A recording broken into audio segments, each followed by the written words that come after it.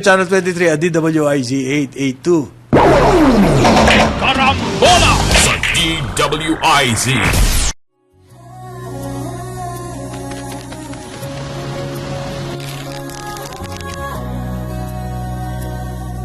Hindi umuurong sa pagtulong, kawang gawa sa lahat sinusulong. PCSO, PCSO.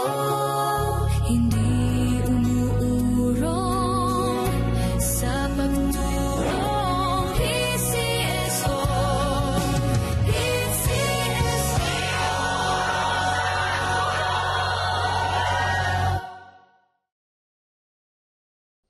Picture a place adorned with lush greenery, gently swaying trees, a haven where time seems to stand still. Eternal Gardens provides a sanctuary for remembrance, a place where the memories of your loved ones can bloom forever. Eternal Gardens, a glimpse of heaven on a patch of earth. Alamin kung bawal o hindi. Dahil kung di mo alam to, kaso ang kakaharapin mo sa NBI. Nako, bawal ito! Pagpapaskil o pagdidikit ng mga poster o karatula sa mga ipinagbabawal na lugar. Nako, bawal ito! Kung ikaw ay madalas sa kalsada, marahil iyong napapansin ang kaliwat kanang mga poster at advertisement na nakapaskil sa mga bakod, pader o poste at iba pang mga pampublikong lugar. Nako, alam mo bang labag sa batas ito? Pamilyar ka na siguro sa karatulang post no bill. Hindi ito nangangahulugang bill sa kuryente o bill sa tubig. Bagkus, ito ay isang simpleng babala na hindi maaaring magpaskil o magdikit ng mga poster o signage sa mga pinagbabawal na lugar. Ayon sa Presidential Decree No. 1096 o National Building Code, hindi maaaring basta-basta maglagay ng karatula o anunsyo sa mga pampublikong lugar, lalo na kung walang permit mula sa lokal na pamahalaan. Bukod pa rito, may regulasyon din ang Department of Public Works and Highways at Metropolitan Manila Development Authority na nagbabawal sa pagdidikit sa mga poste ng kuryente, puno at center islands para sa kaligtasan, kalinisan at kaayusan ng kapaligiran. Ang sinumang lumabag ay maaaring pagmultahin, baklasin ang poster o ipasara ang negosyo kung ito ay isang business ad. Kaya kung may nais i-promote, dumaan sa tamang proseso, kumuha ng permit sa barangay o munisipyo, sumunod sa batas para hindi ka masabihan ng, nako, bawal ito.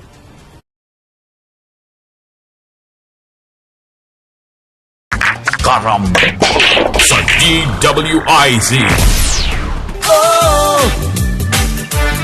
Karambola!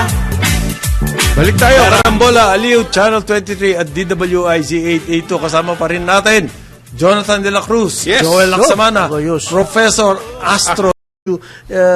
Kinakabit mo na yan sa... Damn that model! triple Hindi natin bottom kailangan line. yung model na yan kasi hirap na hirap ang taong bayan. Ano na yun? May CSR, Corporate Social Responsibility. Lahat ng mga component yan para utilities matulungan Highfalutin na... Noong panahon ni Margaret Thatcher, Oo. pina-privatize. Ngayon, balik sa... Balik na naman sa... They learn from it. They learn from it. We have been... Pupunta ba tayo doon? Pupunta Are we tayo going to that path? Yes. Ha? Eventually. Nababalik natin? Eventually. Malaking gastos. Magkaka-pressure yan. Ang problema... Kasi babayaran nyo yung future income ko eh. Kung ako private sector. kasi nasa kontrata yan. Yan ang Oo, problema. babayaran nyo yung future income. Isipin mo yun. Paano naisingit sa kontrata na Na kapag yung- binawi nyo to, yung future income Income ko, mo, babayaran mo. nyo ako. Sipin mo yan. Napaka one-sided. Kailangan mo ng strong man. Ano strong man? Strong man. Katulad nung bagong SP. Kamay Yung paborito mo. Yeah, Kailangan bato. sa ngalan po ni Jonathan De La Cruz, Joel Lacsamana, Professor Astro del Castillo. Ako si Conrad Banal, Karambola, Aliw, Channel 23, DWIZ 882. Para po sa karagdagang impormasyon at mas marami pang balita, tumutok lamang sa aming mga social media platforms sa Facebook, YouTube, TikTok, X at DWIZ News website. Saluhan niyo po kami ulit bukas 8 to 10 in the morning. Karambola! Aliw, Channel 23, DWIZ 882. Good morning. Good morning. Good morning. See you. Oh, Karambola, Karambola.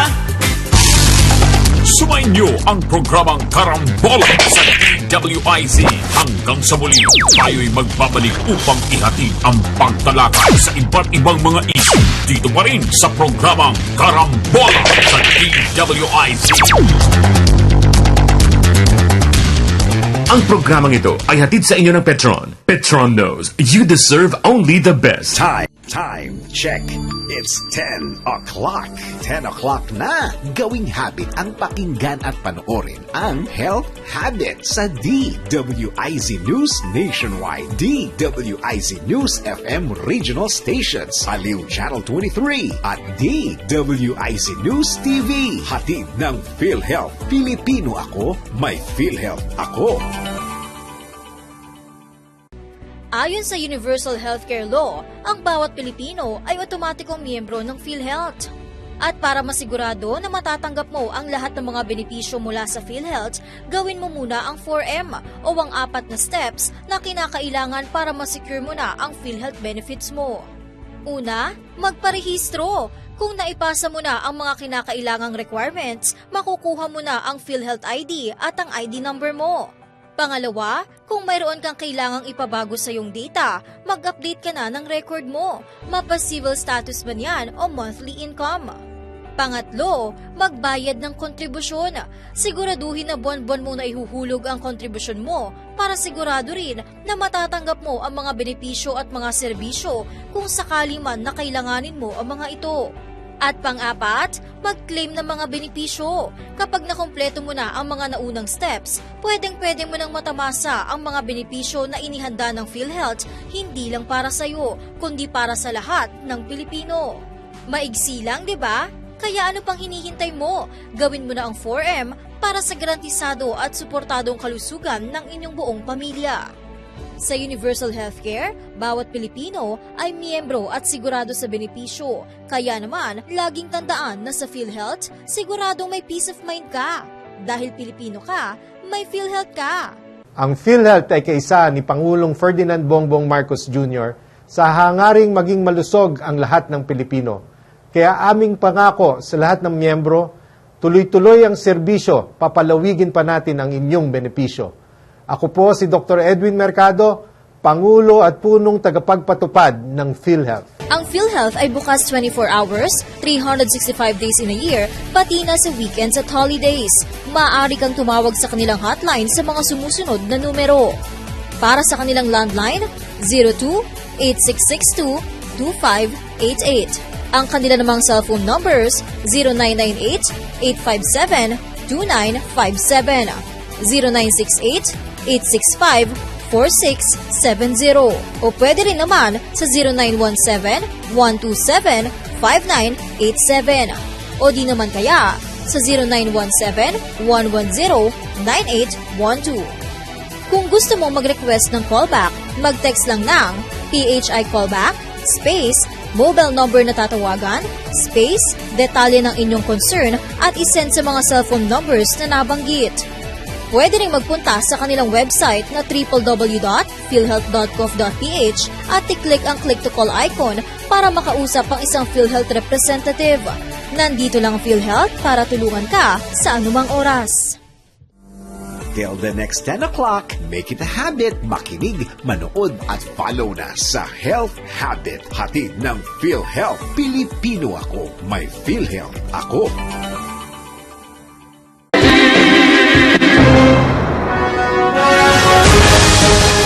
Pilipinas, narito na ang mga tamang balita sa oras na ito. Tanggang pag-aresto kay Senador De La Rosa, inalmahan ni VP Sara. Ang detalye ihatid ni Patrol 38 Gen Patrolya. Mali yan. Ito ang iginiit ni Vice President Sara Duterte kaugnay sa tangkang pag-aresto kay Senador Ronald Bato de la Rosa matapos maglabas ng warrant of arrest ang International Criminal Court.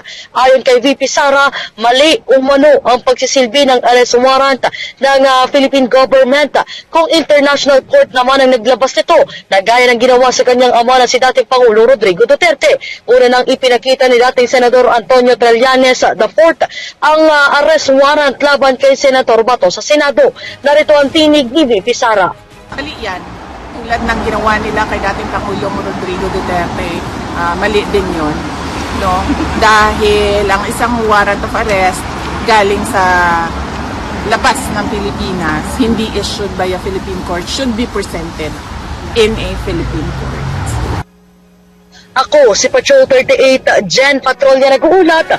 Sa himpilang may todong lakas, DWIZ nagbabalita ng tama, naglilingkod ng tama. Samantala, DOJ tikom pa rin sa usapin ng warrant of arrest ng ICC para kay Senador De La Rosa. Labi naman natin ang kabunang detalye buhat kay Patrol 24, June Samson. Patuloy sa pananahimik at tumanggi ang Department of Justice na magkomento sa kontrobersyal na sinasabing warrant of arrest na inisyu ng International Criminal Court para kay Senator Ronald De La Rosa. Nauna nang sinabi ni DOJ spokesperson Atty. Polo Martinez na kailangang makita muna nila ang opisyal o yung aktwal na kopya ng naturang dokumento bago sila makapagbigay ng pahayag. Hindi rin sinagot ni Martinez ang tanong ng mga mamamahayag kung bakit may hawak na kopya ng warrant si dating Senator Antonio Trillanes IV kahit hindi naman siya membro ng ating judicial system. Naitanong din kay Atty. Martinez kung hindi ba nalaktawan ang kapangyarihan ng DOJ bilang departamento na may dapat jurisdiction sa usapin ng warrant ng ICC, pero hindi rin ito sinagot ng DOJ. Patrol 24, June Samson para sa impilang may todong lakas, DWIZ, nagbabalita ng tama, naglilingkod ng tama. Okay pa rin yan, Senador De La Rosa handang harapin ang kaso laban sa kanya sa korte sa Pilipinas at hindi sa ibang bansa. Ang pag-uulat naman ihatid ni Patrol 19, Celi Ortega Buet. Handa nga daw harapin ni Senator Ronald Bato de la Rosa ang kaso laban sa kanya kung sa korte dito sa ating bansa. Ayon kay de la Rosa, ikakatuwa at ipagyayabang pa niya na harapin ang kaso sa ating local court pero hindi sa dayuhang korte tulad ng International Criminal Court kung saan ay may kinakaharap siya na kaso na crimes against humanity. Kaya apila ni de la Rosa kay Pangulong Bongbong Marcos Jr. na kung may pagmamahal daw ito sa ating bansa ay protektahan ito hindi lamang siya kung hindi ang bawat Pilipino. Narito ang bahagi ng pahayag ni Senator De La Rosa. Harapin ko yung kaso dito sa ating Pilipinas. Ikakagalak ko yan. Ipagmamayabang ko yan. Harapin ko dito sa ating bansa. Pero kung sa ibang, dito sa ating bansa, pero kung sa ibang bansa naman, kahit siguro siya, nag-iisip rin siya na baka darating rin ang araw na ikaw rin, sir, ay malagay sa sitwasyon ko. Malagay sa sitwasyon ni Pangulong Duterte. So yun lang, apila ko sa iyo, sir. Please, if may naiwan ka pang pagmamahal sa ating bansa, yun lang po ang gawin ninyo. Protektahan nyo. Hindi lang ako, kundi bawat Pilipino na nasa sadlak sa ganitong sitwasyon. Samantala, sinabi ni De La Rosa na hindi daw niya alam kung may kamay o kinalaman ng Pangulo sa nakaambang pagpa-aresto sa kanya sa harap ng warrant of arrest ng ICC. Ayon sa Senador, sana daw ay magkaisa tayo bilang mga Pilipino at pangalagaan ng ating soberenya. Narito pa ang bahagi ng pahayag ng Senador. Sila lang nakakaalam yan. Kaya nga, whether or not may hand siya dito sa mga pangyayari, ako yung maapila sa kanya. This is no time for division.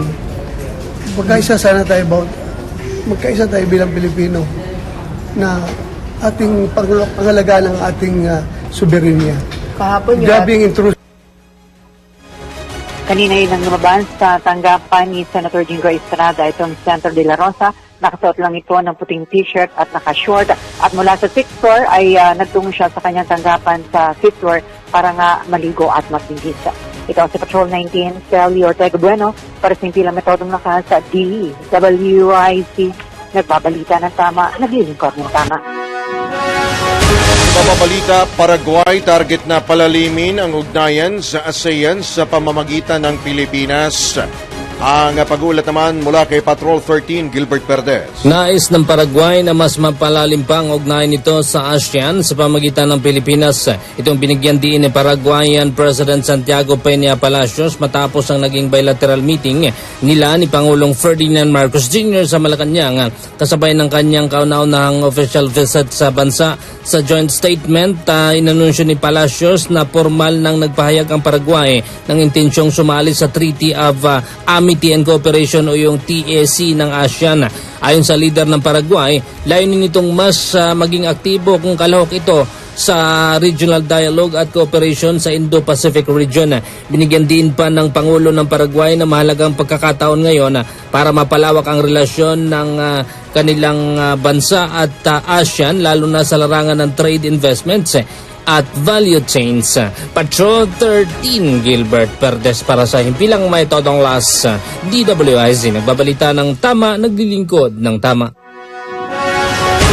Yan po mga tamang balita sa oras na ito. Mag-follow at subscribe sa lahat ng DWIZ News digital accounts, Facebook, Instagram, YouTube, TikTok, X, DWIZ News app at DWIZ News website.